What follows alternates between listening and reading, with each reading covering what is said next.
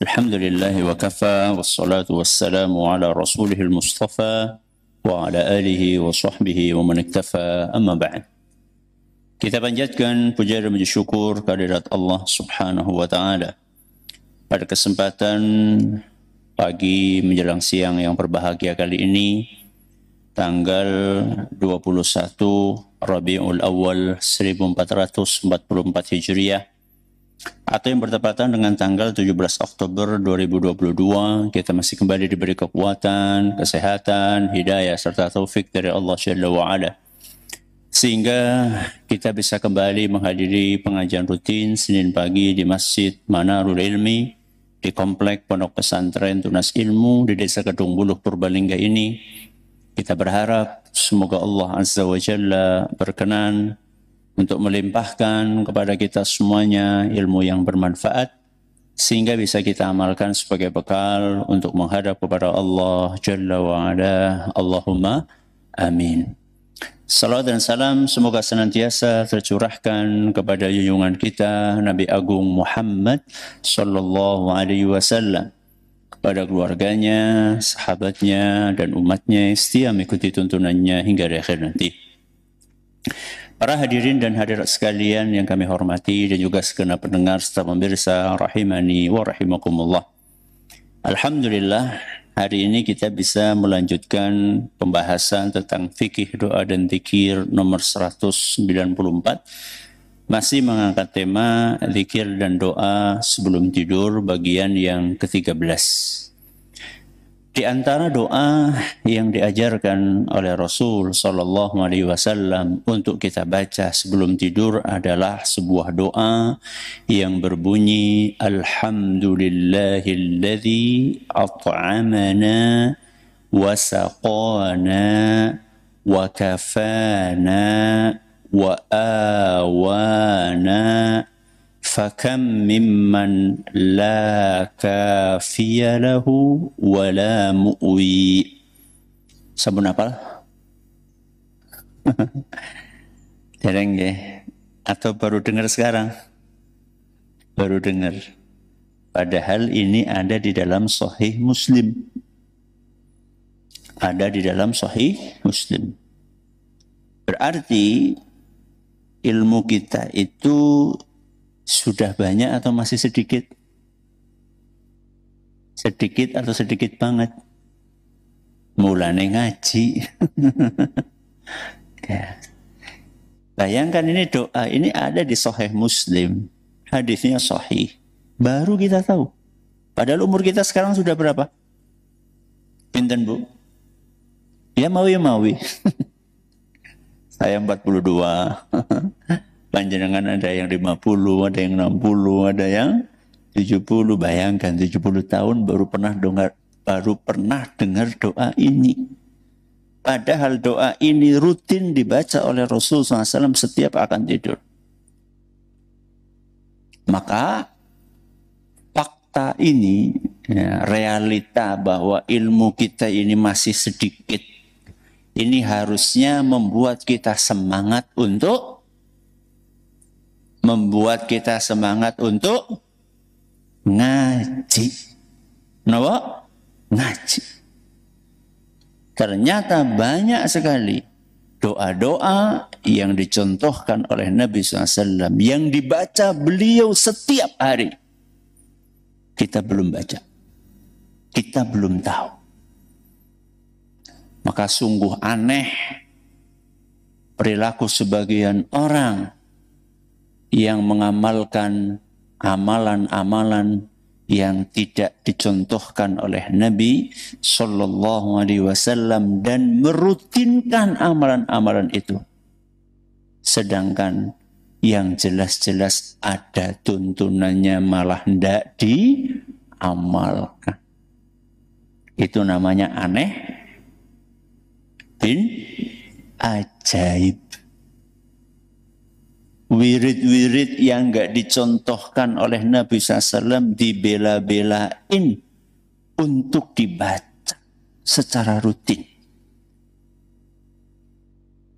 Malah wirid-wirid yang dibaca secara rutin oleh Nabi SAW kita tidak baca. Kijane kepriwe. Ya. Bagaimana kita tahu ini ada contohnya, ini enggak ada contohnya, ini ada tuntunannya, itu enggak ada tuntunannya? Ya caranya ngaji. Pripun Bu? Semangat ngaji mboten? Insyaallah. Ya. Mari kita latihan membaca doa ini. Saya akan baca dulu, nanti panjenengan mengikuti. Alhamdulillahilladzi, monggo.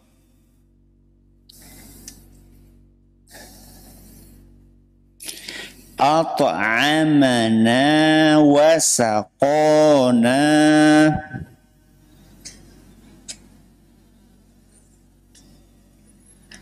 wa kafana wa awana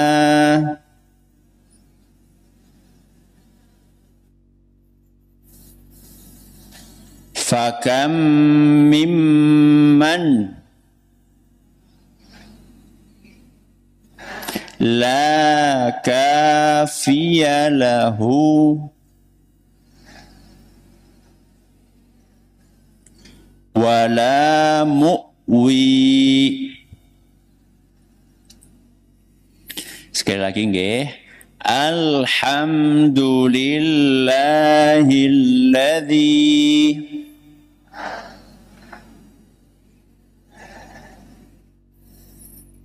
at'amana wa saqana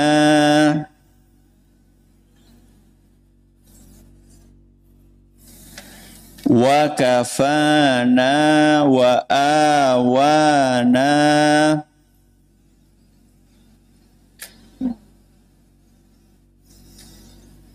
fakam mimman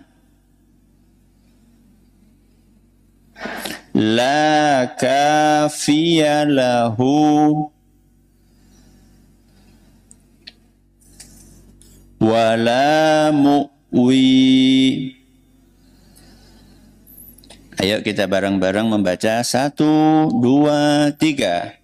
Alhamdulillahilladzi at'amana wa saqana wa kafana wa awana fakam mimman la kafiya lahu wa la mu'wi.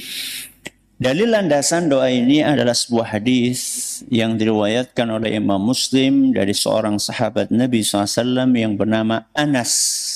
Sinten Bu?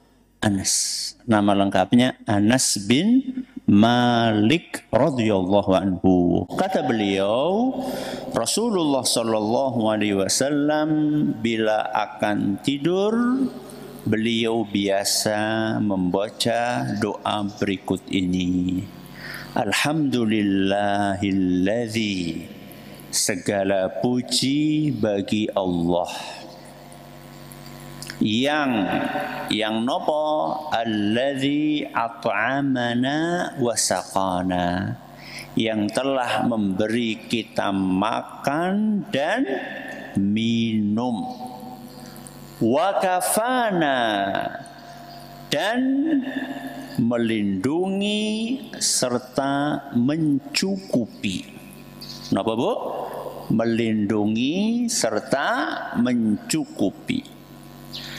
Wa awana, dan mengaruniakan kepada kita tempat tinggal.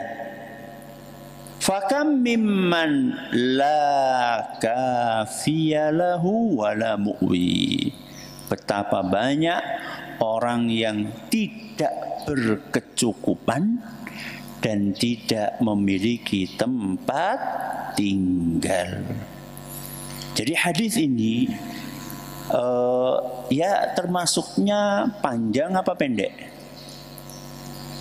Ini bacaan doa ini termasuknya panjang apa pendek? Pendek, sebaris kok. Okay? Kalau dibandingkan doa yang di bagian 12 itu kan panjang ya, ada berapa baris ya. Kalau ini dibandingkan yang itu ya lebih pendek. Pendeknya redaksi doa ini tidak membuat jadi kandungannya itu sedikit. Justru ini adalah sebuah doa yang kandungannya sangat dalam. Intinya apa sih Ustadz doa ini?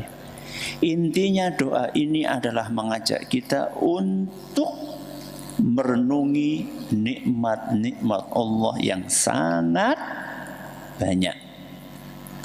Jadi inti doa ini ngajak kita untuk merenung. Apa yang direnungi? Apa yang direnungi? Nikmat Allah yang sangat banyak. Merenung tok. Merenung tok. Betul. Setelah merenung terus napa? Bersyukur. Jadi inti doa ini adalah setiap malam sebelum tidur kita itu merenung. Apa yang direnungi, Bu? Nikmat Allah. Setelah merenung napa? Bersyukur. Itu inti dari doa ini. Jadi banyak orang menderita, banyak orang hidupnya gelisah, banyak orang tidak tenang. Itu ternyata bukan karena nikmat Allah sedikit untuk dia, bukan. Tapi banyak di antara mereka tidak tenang, gelisah hidupnya, tidak nyaman karena kurang syukur. Jadi bukan karena dia itu hidupnya miskin, bukan. Bukan karena dia kelaparan, bukan. Tapi karena dia kurang syukur. Mari kita lihat doa ini. Apa doanya, Bu? Awalnya Alhamdulillah. Berarti doa ini dibuka dengan hamdalah. Napa? Hamdalah. Hamdalah niku napa? Hamdalah ya alhamdulillah. Jadi doa ini diawali dengan pujian. Pujian kita kepada sinten? Allah. Kenapa kita memuji Allah? Jawabannya karena nikmat yang Allah curahkan kepada kita sangat banyak. Mulanya panjenengan kalau dapat apa-apa, apa yang diucapkan, Bu? Alhamdulillah. Dapat kiriman makanan dari tetangga, alhamdulillah. Rantangnya dibuka, isine godokan budin, jenengan ngucapin apa? Oh, tetap ya, alhamdulillah. Ujarku, kurang gitu. Ada enggak orang yang begitu dibuka isinya godokan bulit terus napa? Kayak gitu. Wonten napa mboten? Wonten napa mboten? Teng mriki tiange dapat nikmat itu ngucap alhamdulillah. Jadi kenapa kita mengucapkan alhamdulillah? Karena nikmat yang Allah berikan kepada kita sangat banyak. Di antaranya, ya, di antara nikmat-nikmat tersebut adalah at'amana wa saqana wa kafana wa awana. At'amana itu kita diberi makan, bisa makan, wa saqana diberi minum.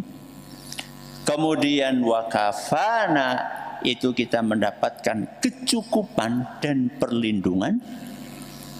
Kemudian wa awana kita punya tempat tinggal. Kita kupas satu persatu. Nikmat Allah yang kita disuruh untuk merenungi sebelum tidur adalah at'amana wa saqana. Kita jadikan satu, makan dan minum. Mbok yau jenengan itu sebelum memejamkan mata di malam hari, mbok dipikirkan Alhamdulillah hari ini saya bisa makan berapa kali? 3 kali. Sarapan pagi, kemudian makan siang, terus makan malam. Bahkan ada di antara kita yang di sela-sela makan 3 ini masih ngemil. Gimana betul? Ya, mulanya pada lemu-lemu. Ya. Makan pagi jam 7, nanti jam 9 sudah apa? Ngemil. Bahkan sebelum jam 7, wis ngapa? Ngopi. Berarti sebenarnya bukan 3 kali kita nih. Berkali-kali. Coba, ini kita baru ngomongin berapa kali. Belum kita ngomongin menunya, coba. Kita sering ya, pagi sama siang beda. Atau paling tidak ada tambahannya. Nanti malam beda lagi. Ya. Pagi biasanya ya apa ya? Biasanya esok ya apa? Sega goreng dan ya. Nanti siang apa? Jangan bening. Nanti malam? Ngapa Bu? Apa pada diet ya? Ya. Malam mungkin oseng gitu. Coba bayangkan. Pagi ngopi, sore ngeteh. Ya.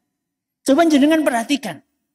Ternyata dalam sehari itu nikmat makan dan minum itu banyak kita rasakan. Supaya terasa itu nikmat bagaimana caranya? Caranya coba kita sedikit berpikir. Coba kita tengok kanan dan kiri kita. Ada nggak orang yang nggak bisa makan 3 kali sehari? Wonten. Ada. Tidak sedikit di antara mereka yang cuma bisa makan sekali, bayangkan. Bahkan ada di antara mereka yang harus puasa. Kenapa? Karena tidak ada makanan. Cobalah kita sekali-kali itu baca berita. Itu tentang penderitaan. Ya. Tentang penderitaan orang-orang yang berada di bawah garis kemiskinan. Jadi aja macani berita artis terus. KDRT, Pegatan, Bali Maning. Gue ngapa digawa kayak gue? Jenengan itu ngapain sih baca berita seperti itu? Untungnya apa jenengan? Saya tanya sama jenengan. Apakah jenengan baca berita seperti itu terus jadi imannya tambah kathah? Saya tanya sama jenengan. Apa kalau setelah baca berita seperti itu imannya jadi tambah banyak? Mboten. Apa kalau panjenengan mengikuti berita seperti itu terus jadi tambah pinter ilmu agamanya? Mboten. Hanya buang-buang apa? Waktu. Jadi kalau kita mau baca berita, mbok antara lain ya, berita tentang penderitaan saudara-saudara kita di Palestina. Berita tentang penderitaan saudara-saudara kita di Suriah, di Yaman. Orang-orang yang jadi korban perang antara Rusia dengan apa? Ukraina. Bagaimana penderitaan mereka, kemudian kita bandingkan dengan kenikmatan yang kita rasakan hari ini. Berarti kita sebenarnya punya kenikmatan yang sangat banyak. Ini adalah renungan yang pertama. Makan dan minum. Apalagi yang kita renungi, Rasul SAW melanjutkan wa kafana. Wakafana ini bisa ditafsirkan yang memberi kecukupan atau yang memberi perlindungan. Jadi kafana itu bisa maknanya melindungi, bisa maknanya mencukupi. Baik, makan dan minum sudah. Sekarang kecukupan. Di antara nikmat yang mestinya di malam hari kita pikirkan adalah hidup berkecukupan. Cukup apa Ustaz? Kurang. Ada sebagian orang ketika dinasehati, mbok yang konaah niku napa Bu? Nerimo ing pandu, mbok kamu itu hidup itu yang konaah, menerima karunia Allah. Lah kurang kok. Banyak di antara kita itu mengeluhkan kekurangan hidupnya. Gara-gara apa sih? Gara-gara tidak bisa memilah dan memilih mana kebutuhan dan mana keinginan. Nggak bisa membedakan antara apa Bu? Kebutuhan sama apa? Keinginan. Atau dengan kata yang lain, tidak bisa membedakan antara hidup dan gaya hidup. Jadi yang membuat banyak orang itu merasa selalu kurang, karena dia tidak bisa membedakan mana kebutuhan, mana keinginan. Jadi tidak setiap yang kita inginkan untuk kita miliki itu adalah kebutuhan. Saya ulangi. Pahami baik-baik. Tidak setiap yang kita inginkan untuk kita miliki itu adalah kebutuhan. Bisa jadi itu sebenarnya bukan merupakan kebutuhan. Ya. Boro-boro kebutuhan primer, kadang-kadang sekunder pun juga tidak. Ya. Sekunder pun juga tidak. Bedakan antara hidup dengan gaya hidup. Saya tanya sama ibu-ibu, panjenengan sekarang sudah punya baju, Masya Allah, ya? Sudah punya baju yang bisa menutup aurat. Itu namanya hidup. Tapi kemudian, bajune urung ana renda-rendane. Terus aku urung duwe warna sing ijo. Bapaknya ngendika, loh kayak sibuk ijo Bu. Iya tapi kan ijo tos kapak. Ya. Aku pengennya ijo. Aku ora paham lho ijo apa. Ijo lumut. Ya. Pak aku pengen sing warnane abang Pak. Loh kayak mbak wis duwe. Kayak kan abang partai Pak. Aku pengennya abang merah marun. Ya. Itu hidup atau gaya hidup? Gaya hidup.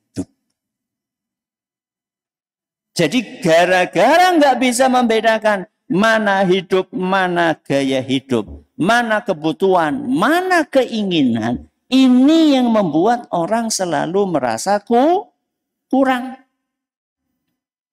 Biasanya orang-orang ini adalah korban.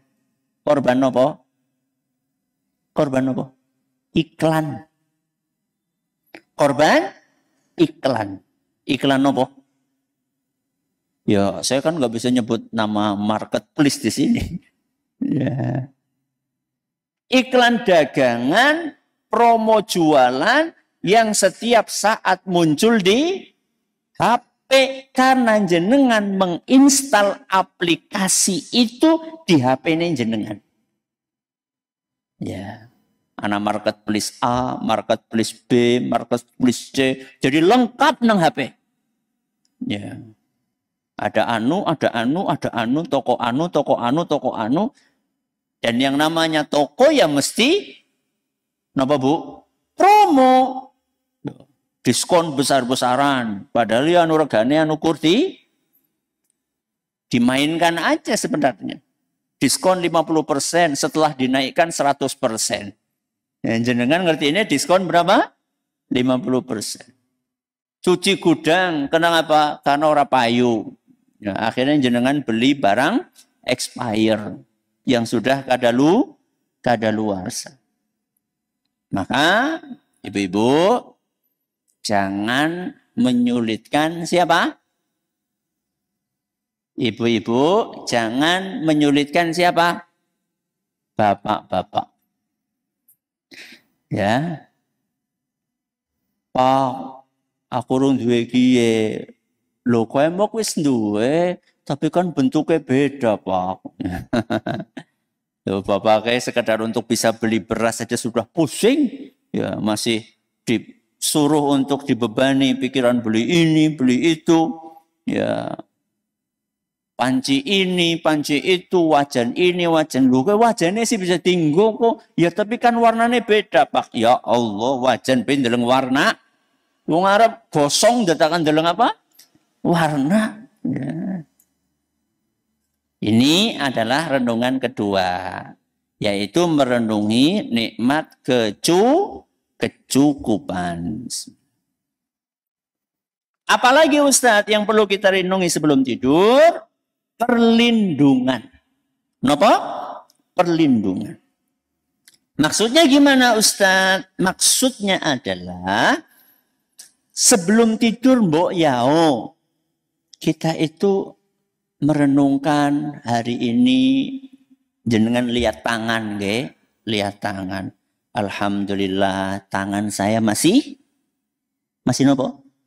Utuh. Masih berapa jumlahnya? 2. Kemudian jenengan lihat telapak tangan nih, alhamdulillah drijine si kepek masih 5. Ya. Kemudian kita tengok kanan, istri kita masih ada. Tengok kiri, anak-anak kita masih lengkap. Kemudian kita lihat lagi, alhamdulillah di rumah ini kendaraan masih ada. Kulkas masih ada, kompor masih lengkap, HP juga masih ada. Ketahuilah bapak-bapak dan ibu-ibu sekalian, tubuh panjenengan masih lengkap.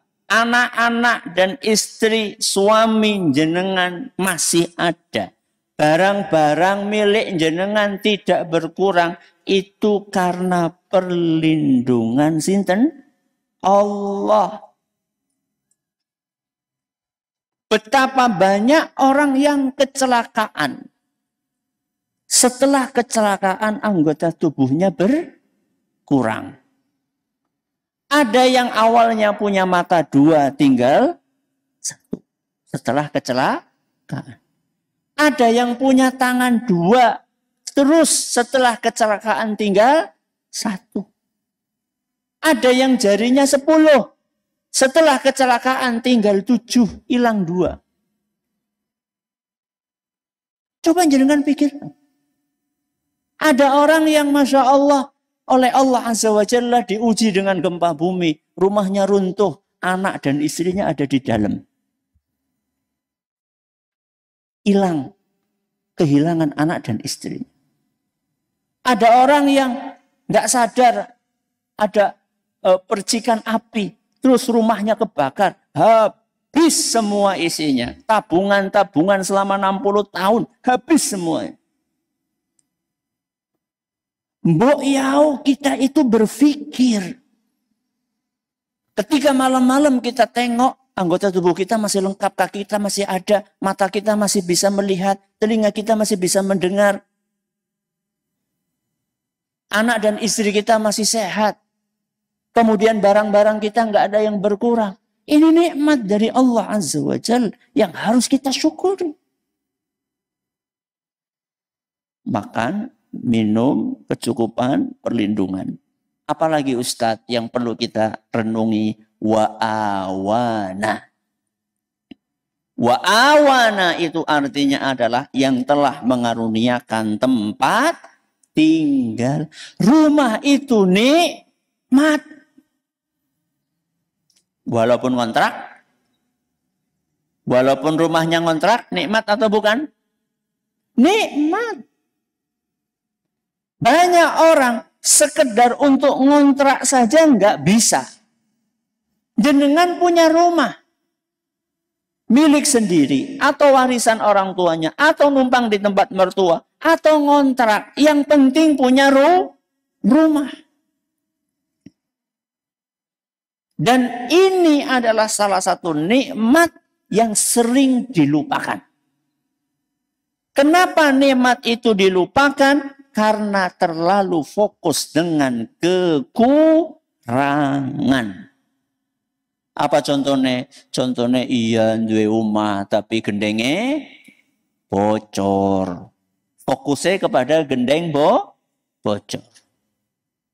Iya punya rumah tapi jendelanya wis pada bontok, ya, sudah pada lapuk dimakan rayap. Iya punya rumah tapi pulsa listriknya sudah mau habis, wis muni terus. Ya. Iya punya rumah tapi gasnya sudah mau habis, mundak maning. Ya. Ustadz apa enggak boleh Ustadz mikirin itu semua? Boleh. Kalau tujuannya adalah untuk mencari solusi, enggak apa-apa. Tapi kalau terlalu fokus, mikirkan kekurangan-kekurangan tadi, sampai kita lupa, masih banyak orang yang enggak punya rumah, ini yang enggak benar. Coba jenengan sekali-kali lihat keluar sana, di pinggir-pinggir jalan. Ada nggak orang yang tidur di emperan toko? Wonten mboten, Bu? Mereka memikirkan genteng bocor nggak? Gentengnya siapa? Mereka itu bisa menemukan emplik-emplik ya toko yang di situ mereka bisa tidur nggak diusir sama pemilik tokonya dan tidak terkena tampias hujan. Mereka wis seneng.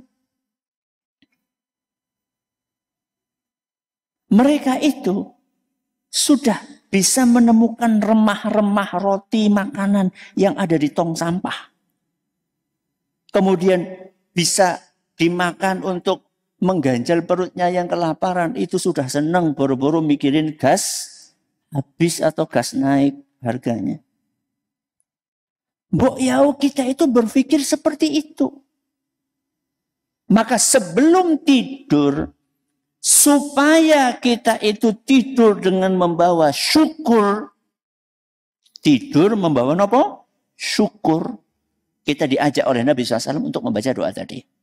Makanya doa tadi ditutup dengan apa? Fakam mimman la kafiyalahu wa la mu'wi.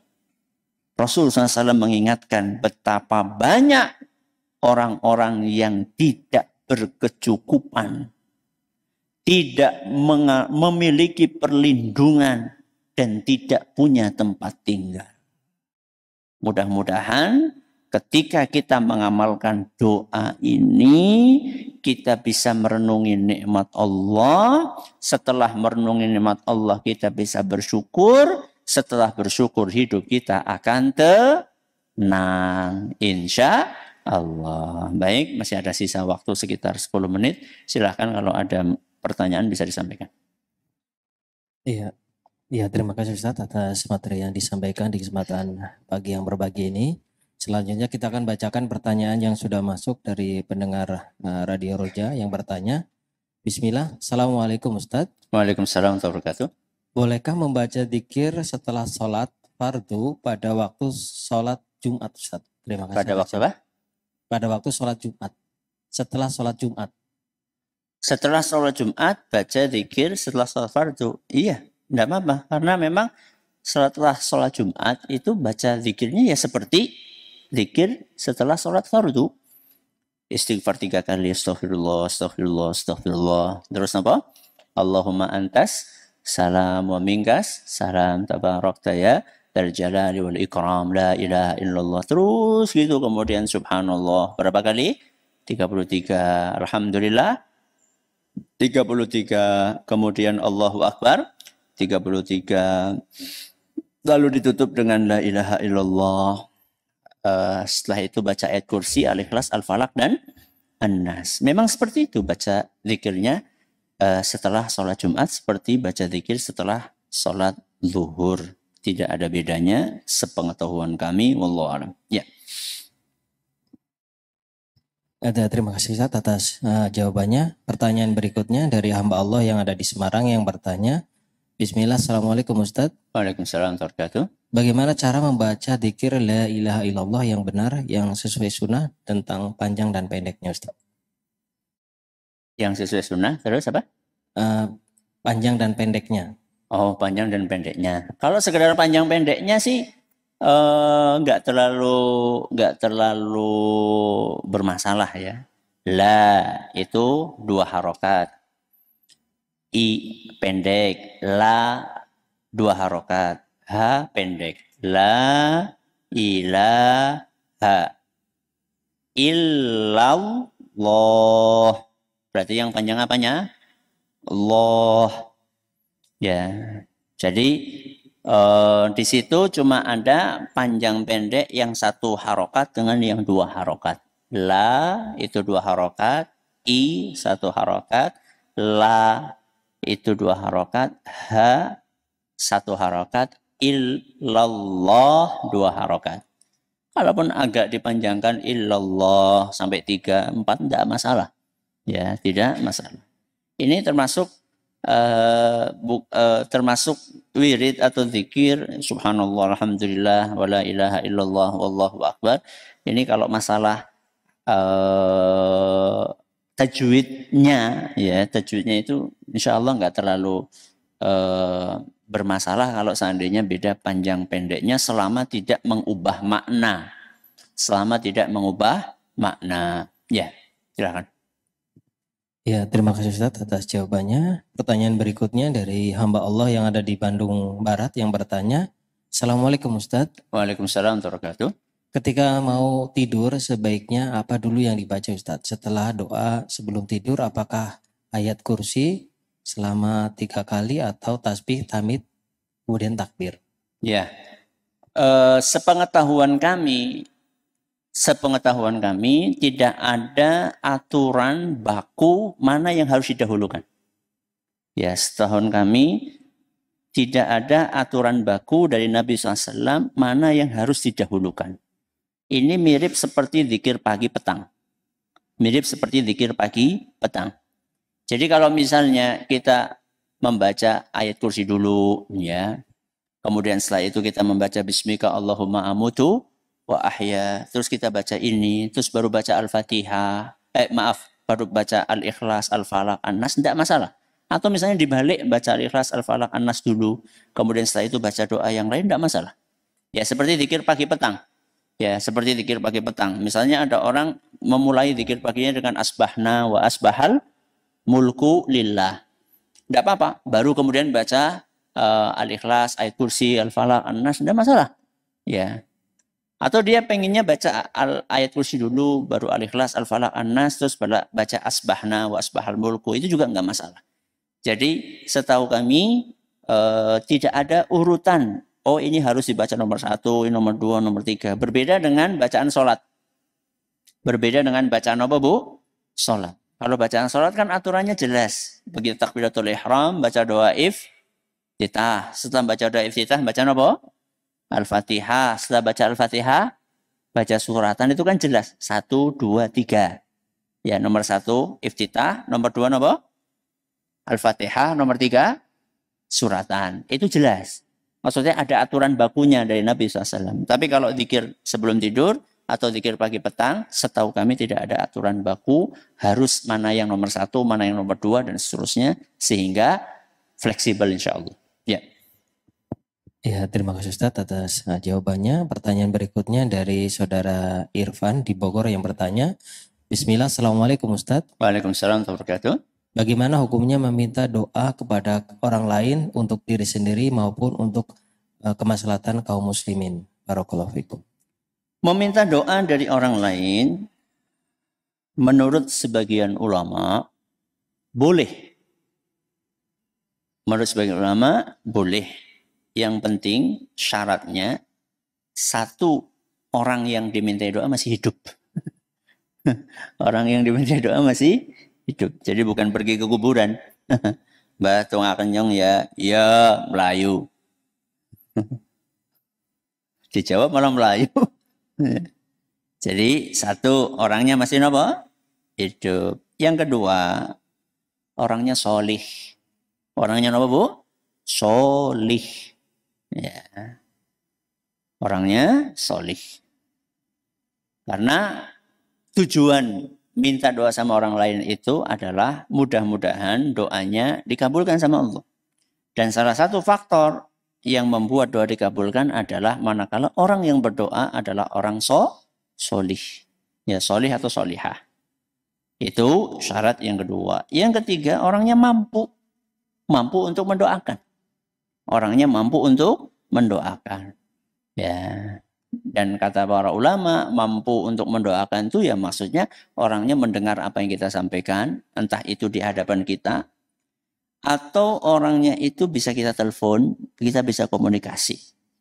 Ya. Jadi nggak boleh misalnya orangnya ada di Aceh misalnya.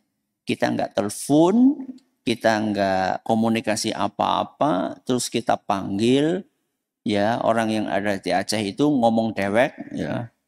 Misalnya katakanlah yang di Aceh itu namanya Ahmad. Mat, doa kenyong ya, nggak lewat telepon, ya, nggak ada sarana apa-apa. Meyakini bahwa Ahmad ini mendengar suara kita, ini yang nggak benar. Jadi sebagian ulama mengatakan boleh kita minta doa dari orang lain dengan syarat satu, orang lain itu masih hidup. Dua, orang lain itu solih. Yang ketiga, orang lain tersebut mampu. Ya, napa Bu? Mampu untuk mendoakan kita. Ini yang bisa kami sampaikan pada kesempatan kali ini. Mudah-mudahan apa yang kita pelajari bermanfaat untuk kita semuanya. Terima kasih atas perhatiannya, atas segala kurangnya. Kita akhir dengan doa kafaratul majlis. Subhanakallahumma wa bihamdika asyhadu an la ilaha illa anta astaghfiruka wa atubu ilaik. Assalamualaikum warahmatullahi wabarakatuh.